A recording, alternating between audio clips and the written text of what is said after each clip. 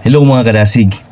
Niini nga panahon atong higugmaon ang atong kaugalingon sa mga dinsisus na higugma sa matag usa kanato. Natay hisgutan mga kadasig. Diha sa Biblia diin kini siya nga babay gisgutan sumala sa iyahang gibuhat nga pagpasaylo sa Ginoo ngadto kaniya. Kung atong basahon igsuon diha sa Juan 8:1 paingon sa 11, usa ka babae nga makasasala, no? Nakita sa mga eskriba o mga parasiyo nga diin siya nagbuhat og dili angay buhaton sa usa ka katawhan, no? Unsay gibuhat sa mga tawo ngadto kaniya, gi-judge siya mga kadasig nga diin siya patyon. Sa unang panahon igsuon, kung ikaw mapamatud-an nga din ikaw adunay sala, batuhon kanila, patyon kanila, tungod kay ang tan-aw nila igsuon nga kung ikaw makasala, patyon, no? Pinaagi sa pagbato. Niini nga punto igsuon si Kristo anaa diaan ang panahon na og atong makita igsuon nga diin ang Dios mahigugmaon kaayo. Una, aduna kitay unom nga punto nga atong masabtan niini nga mga punto igsuon. Una, ang Dios nagpakita sa iyang kaluoy sa kapasayloan, no? Tungod sa gugma sa Ginoo igsuon, iyang gipakita ang iyang gugma ngadto sa makasala nga usa ka babaye, no? Naluoy ang Ginoo ngadto kaniya. Og ang Dios mupasaylo siya. Ikaduha nga punto mga kadasig, ang Dios nagpahinumdum ngadto sa babae nga diin sa dihang siya gipasaylo na.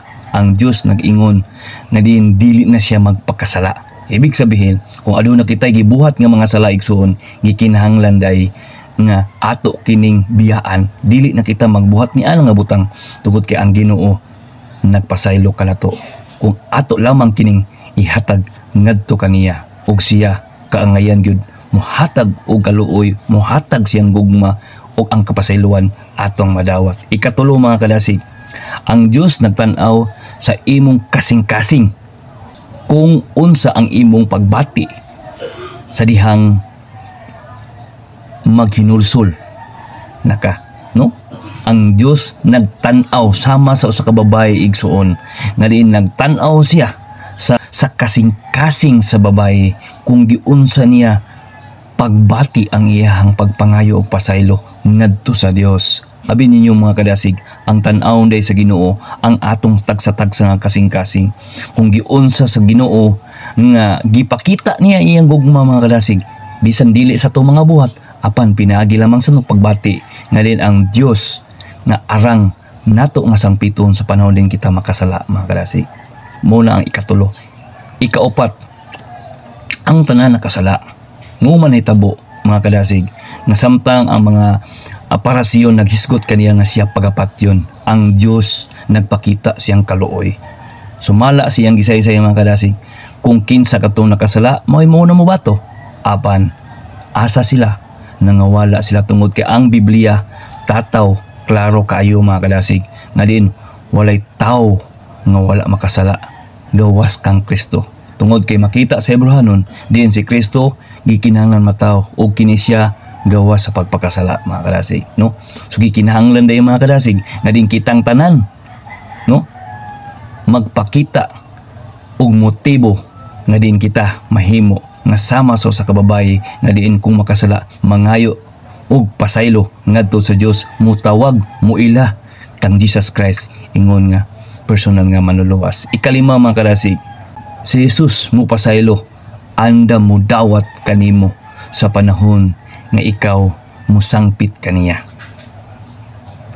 Dili siya mag-alinlangan sa iyang gugma ngadto kanimo tungod kay siya buhi ug siya kanunay nagamaymay nagauban diha kanimo nga din ikaw makig-uban usab kaniya. Pinaagi sa iyang gugma atong masabtan ug atong mabatnan ang kalipay nga sukad-sukad igsuon wala pa gid nato natagamtaman. Last, ikauno mga kadasig, ang tinuod nga kapasayloan nagdala og pagbag-o sa atong kinabuhi o pagkinabuhi. Tungod kay ang atong kinabuhi igsuon gikinahanglan makita ngadto sa uban. Ingon sa Biblia mga kadasig, patay ang pagtuo kung walay buhat. Sa unsa nga paagi Tungod kay pinaagi sa imong pagtuo mga kalasig, ang imong kinabuhi makita ang pagbag-o diya kanimo nga diin kung sa una makita nila nga nagbuhat ka og dautan sadyang si Kristo kauban na nimo mga kalasig. Ilang makita dili na ang imong pagkatao kundi makita nila igsoon nga si Kristo uban diya kanimo. Si Kristo nakig an imong abyan, imong manluluwas nga sa kanunay nagatabang sa dihang ikaw adunay mga problema. Mao na mga kalasig, gikinahanglan dako nga lesson may tungod ni ining 1:8 paingon sa 11 nga din ang babae usa ka makasala daw sama kanato nga din kita nakasala apan ang Dios buhi sa kanunay anda mo pasaylo mohatag siyang gugma og kaluoy nga din kita nakadawat sa grasya pinagi siyang dugo ang tanan ng mga katawhan na hugasan og nakaangkon sa gugma. Daghang salamat mga kalasig. Ang Ginoo mga panalangin katong tanan hangtod sa iyang pagbalik kita magkahiusa dala ang gugmang kalipay sa atong buhi nga Dios. Bye bye.